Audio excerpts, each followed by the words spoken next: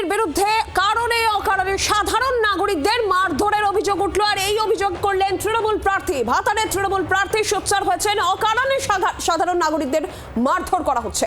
কেন্দ্রীয় বাহিনীর বিরুদ্ধে এই অভিযোগ, কমিশনে অভিযোগের প্রস্তুতিও নেওয়া হচ্ছে।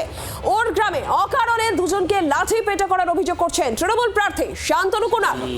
ঠিক আছে, আমরা ঠান্ডা, ওদের উদ্দেশ্য হলো যে আমাদের ছেলেদের মনোবল ভেঙে দেওয়া, আর তোমরা যাতে আশ্বস্ত হও। আমি সেই কারণে কিন্তু আমার ইলেকশন এজেন্ট আছে জুলফিকার, আমি জুলফিকারকে বলে রাখছি, গুটু আজকে অবজারভারকে, পুলিশ অবজারভারকে তুমি এটা কমপ্লেন করবে।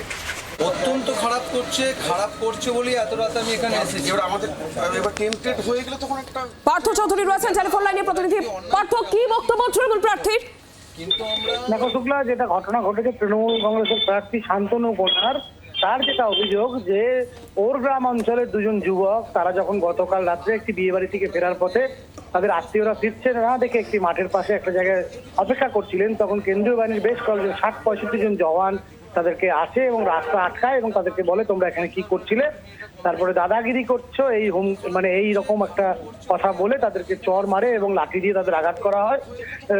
প্রার্থী সরাসরি অভিযোগ করেছেন এতে তাদের সামাজিক সম্মান বিনষ্ট হয়েছে এবং এর ফলে একটা অতি সক্রিয়তার প্রমাণ পাওয়া যাচ্ছে। এবং সেই যুবকরাও বলেছেন যে তারা কার্যত তাদের কয়েকজন আত্মীয়র জন্য অপেক্ষা করছিলেন এবং তার সাথে আরো কয়েকজন ছিল গ্রামের বাসিন্দা। হঠাৎই কেন্দ্রীয় বাহিনীর জওয়ানরা আসেন এবং তাদেরকে চেস করার পরই দু একটি কথার পরই তাদের মধ্যে একটা বচসা হয় এবং তারপরে তারা লাঠি চালায় এবং চর থাপ্পড় দুই ভাইকেই পরপর মারা হয়। এই অভিযোগটা কেন্দ্র করে আবার নতুন করে ভাতারের রাজনীতিতে একটা চাঞ্চল্য তৈরি হয়েছে এবং তৃণমূল কংগ্রেসের প্রার্থী সরাসরি এটার নিন্দা করেছেন এবং বলেছেন এটা একটা অতি সক্রিয়তার নমুনা, তারা নির্বাচন কমিশনে এর কমপ্লেন করছেন। শুক্লা, পার্থ নীলাঞ্জন ছিলাম তোমার সঙ্গে, ধন্যবাদ। বিরুদ্ধে গিয়ে কোনো কাজ করবো না, ঠিক আছে?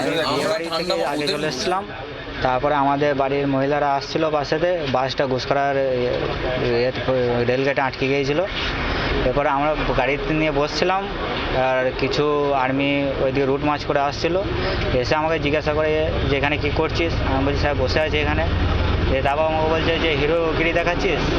তারপরে আমাকে কলার ধরে মারে, তারপরে পায়ে মারে লাঠি করে। আর তারপরে আমার ভাই, আমরা ওখানে দাঁড়িয়েছিলাম, আমার ভাই জিজ্ঞাসা করতে স্যার কী জন্য মারছেন, আমার ভাইকেও তখন দুবারই মারে। একদিকে ইলেকশন কমিশন বলছেন যে স্বচ্ছ নির্বাচনে সকলে অংশগ্রহণ করুন, গণতান্ত্রিক মত প্রদান করুন, আর এনাদেরকে মারধর করে এদের মধ্যে একটা প্যানিক ক্রিয়েট করতে চাইছে যাতে ভোটের দিন এনারা বুথ কেন্দ্রে না পৌঁছাতে পারেন। এই উদ্দেশ্যটা আমরা বুঝতে পারছি, ওরা বুঝতে পারছে না। অসহায় হয়ে আমাকে বলছে যে আমাদেরকে মারলেও তার কোনো বিচার হবে না। এখন এটা আমরা ইলেকশন কমিশন এবং পুলিশ অফিসারকে জানাবো, লোকাল থানার অফিসারকেও আমরা জানাবো। আমি সতর্ক করছি, যদি এরকম বাড়াবাড়ি ওনারা করতে থাকেন, আনলফুল অ্যাক্টিভিটি যদি করতে থাকেন, ভোটারদেরকে ভয় পাওয়াতে থাকেন, আমরা কিন্তু মুভমেন্ট করব পলিটিক্যালি। বাংলার আওয়াজ, বাঙালির আবেগ, জি 24 ঘন্টা।